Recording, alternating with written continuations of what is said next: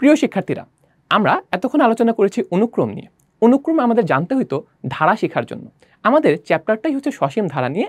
আমরা যেহেতু অনুক্রম শিখে ফেলেছি, এখন আমাদের ধারা শিখতে কোনো সমস্যা হবে না, কারণ অনুক্রমের সাথে ধারার সম্পর্ক খুবই ডিরেক্ট।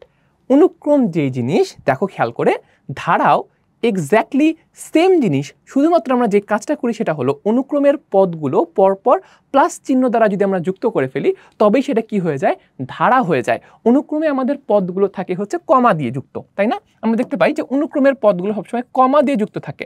এখন আমরা কমার জায়গায় যদি প্লাস বসায় দেই, তবেই সেটা কি হয়ে যায় বলতো, ধারা হয়ে যায়। ওকে, তাহলে ধারার সাথে অনুক্রমের পার্থক্য আমরা বুঝতে পারলাম যে অনুক্রম আর ধারা কাছাকাছি জিনিস, শুধুমাত্র আমরা কমার জায়গায় যদি প্লাস চিহ্ন বসায় দেই, যোগফল আকারে প্রকাশ করি, তবে সেটা কি হয়ে যায়, ধারা বা সিরিজ, এই জিনিসটা হয়ে যায়। তো চলো আমরা ধারা নিয়ে আরেকটু কথাবার্তা বলি। ধারা দুই রকম হতে পারে। দুই রকম কিভাবে হতে পারে? পদ সংখ্যার ভিত্তিতে, সসীম ধারা এবং অসীম ধারা। আমরা দেখতে পাচ্ছি স্ক্রিনে সসীম ধারা এবং অসীম ধারা। আমাদের অধ্যায়ের নাম সসীম ধারা, অর্থাৎ এই অধ্যায়ে আমরা সসীম ধারা নিয়ে আলোচনা করব। উচ্চতর গণিতে আমাদের একটা চ্যাপ্টার আছে, উচ্চতর গণিত অধ্যায় 7-এ অসীম ধারা, সেখানে আমরা অসীম ধারা নিয়ে আলোচনা করব। তো আমাদের এই চ্যাপ্টারের মূল আলোচনা সসীম ধারা নিয়ে। সসীম ধারা এই জিনিসটা কি? সসীম ধারা হচ্ছে সেই ধারা যেখানে পদ সংখ্যা হচ্ছে নির্দিষ্ট, ঠিক আছে? যে আমাদের ধারাতে কয়টা পদ থাকবে সেটা হচ্ছে নির্দিষ্ট, ঠিক আছে? এবং আমরা আরেকভাবে বলতে পারি যে এই ধারা একসময় শেষ হয়ে যায়। ধারার শেষ বলতে কিছু আছে, হ্যাঁ, ধারাটি শেষ হয়ে যায়। এটা হচ্ছে আমাদের সসীম ধারা, যে আমাদের একটা ধারার শুরু আছে এবং শেষও আছে, ঠিক আছে? এবং এটা পদ সংখ্যা নির্দিষ্ট, ফিক্সড। অসীম ধারা তাহলে জিনিসটা কি? অসীম ধারা হচ্ছে আমাদের এমন একটা ধারা যেটার পদ সংখ্যা অনির্দিষ্ট, পদ সংখ্যা অনির্দিষ্ট, এবং এই ধারার আসলে কোনো শেষ নাই। শেষ বলতে কিছু নাই। তাহলে আমরা বেসিক পার্থক্য কিন্তু বুঝতে পারছি যে সসীম ধারা এবং অসীম ধারা, এদের পার্থক্য হচ্ছে মূলত পদ সংখ্যার উপর। একটার হচ্ছে পদ সংখ্যা নির্দিষ্ট, একটা হচ্ছে অনির্দিষ্ট, যেটা অনন্তকাল চলতে থাকে। আচ্ছা, তাহলে আমি যদি তোমাদের একটা এক্সাম্পল দিই, মনে করো, আমাকে বলো তো যে এই ধারাটি আমি যেটা লিখছি, হ্যাঁ, মনে করো 1 2 3 ডট ডট ডট, এইভাবে আমি মনে করো লিখছি 99,99,999। এরপরে কমা দিয়ে লিখছি মনে করো 1 কোটি, 1 কোটি, ঠিক আছে? এইটা মনে করো আমার একটা, এইটা হচ্ছে আমার একটা, আমি লিখছি যা ইচ্ছা কিছু। আমাকে বলো তো যে এইটা কি সসীম ধারা নাকি অসীম ধারা? এটা কি হবে যে 1 থেকে শুরু হয়েছে 1 কোটি দিয়ে শেষ হয়েছে, অনেকগুলা পদ, তাই না? এটা কি সসীম ধারা নাকি অসীম ধারা? যারা বুদ্ধিমান তারা অলরেডি তোমাদের অ্যান্সার মাথার মধ্যে সাজাই ফেলছো, ভাইয়া এটা সসীম ধারাও না, এটা অসীম ধারাও না, বা এটা বেসিক্যালি ধারাই না, কারণ আপনি কমা দিয়ে লিখছেন। আমরা জানি যে ধারাগুলো প্লাস চিহ্ন আকারে যুক্ত থাকে, তাহলে অবশ্যই এটা ধারাই না। তো সসীম না অসীম এটা প্রশ্নই আসছে না। ওকে, তাহলে ভাই তোমরা বুঝতে পারছো, আমি জানি, প্রশ্নটা আমি চেঞ্জ করে দিই।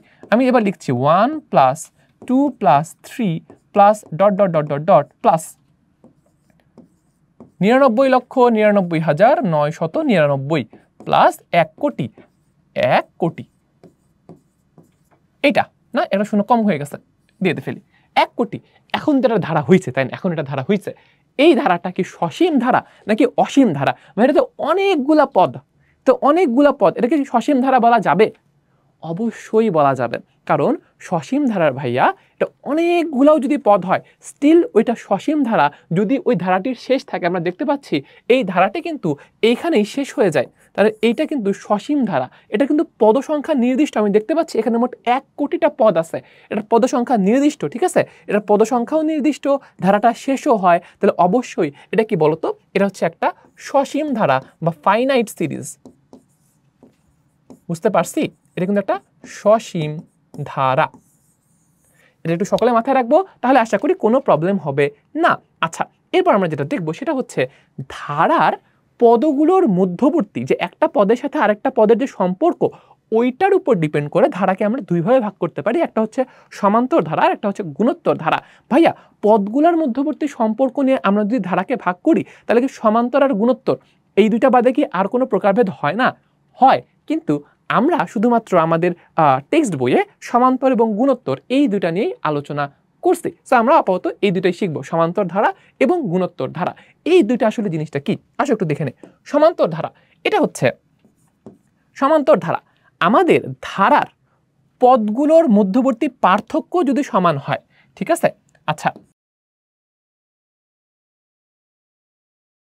পদগুলোর পার্থক্য যদি সমান হয় তবে আমরা তাকে বলি হচ্ছে সমান্তর ধারা। আমরা যদি একটা এক্সাম্পল দেখি, আসো এক্সাম্পল যদি দেখি তাহলে উদাহরণটা আমাদের এরকম হতে পারে। মনে করো কি লিখবো, মনে করো 1 + 4 + 7 + 10। তুমি খেয়াল করলে দেখতে পারবা যে সেটা হলো যে এই ধারার ক্ষেত্রে আমাদের পদগুলোর পার্থক্য অলওয়েজ সমান। যে 1 আর 4 পার্থক্য কত? 3। 4 আর 7 পার্থক্য কত? 3। 7 আর 10 পার্থক্য কত? 3। তাহলে পার্থক্য অলওয়েজ ফিক্সড। আচ্ছা, এরপর আসো গুণোত্তর ধারা। এবার আসো গুণোত্তর ধারা।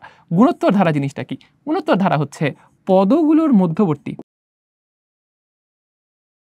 অনুপাত সমান। কি সমান? অনুপাত বা রেশিও, এটা সমান হবে।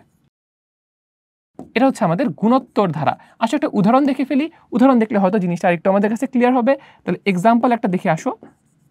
মনে করো একটা এক্সাম্পল কি নেওয়া যায়, মনে করো এক্সাম্পল হিসেবে নিচ্ছি আমি 1, এরপর মনে করে নিচ্ছি 3, এরপর নিলাম 9, এরপর নিলাম 27, 81, এভাবে, ঠিক আছে? আচ্ছা আচ্ছা, আমি কমা দিয়ে লিখে ফেলছি, এটাকে আমরা সুন্দর করে প্লাস দিয়ে লিখে ফেলো, প্লাস দিয়ে রিপ্লেস করে ফেলো। এখানটা অনুক্রম হয়ে গেছে, আমরা কি করতে চাই? ধারা করতে চাই। আচ্ছা, 1 + 3 + 9 + 27 + 81, এভাবে। আচ্ছা, এবার খেয়াল করে দেখো তো যে আমরা 1 + 3 + 9 + 27 + 81 এইখানে কি পার্থক্য সমান? দেখো 1 থেকে 3 পার্থক্য হচ্ছে 2, 3 থেকে 9 পার্থক্য হচ্ছে 6, 9 থেকে 27 পার্থক্য হচ্ছে 18। পার্থক্য কিন্তু সমান না ভাইয়া, পার্থক্য চেঞ্জ হচ্ছে। তাহলে ভাই কি সমান এখানে? এখানে অনুপাতটা সমান। আমি যদি 3 আর 1 এদের যদি আমি অনুপাত করি, 3/1 কত হয়? 3 হয়। 9/3 কত হয়? 3 হয়। 27/9 কত হয়? 3 হয়। 81/27 কত হয়? 3 হয়। মানে আমাদের পদগুলোর যে অনুপাতটা, মধ্যবর্তী পদগুলোর যে অনুপাতটা, এটা কি ফিক্স। এক্ষেত্রে এই এক্সাম্পলে কত? এক্সাম্পলে হচ্ছে 3। তার মানে এটা হচ্ছে একটা গুণোত্তর ধারা যেখানে পদগুলোর মধ্যবর্তী অনুপাত সমান। আশা করি আমরা পার্থক্যগুলো বুঝতে পারছি যে আমাদের পদগুলোর পার্থক্য যদি সমান হয় তাহলে সেটা সমান্তর ধারা, পদগুলোর মধ্যবর্তী অনুপাত যদি সমান হয় তাহলে সেটা গুণোত্তর ধারা। তাহলে আমরা প্রথমে যেটা নিয়ে আলোচনা করব সেটা হচ্ছে সমান্তর ধারা।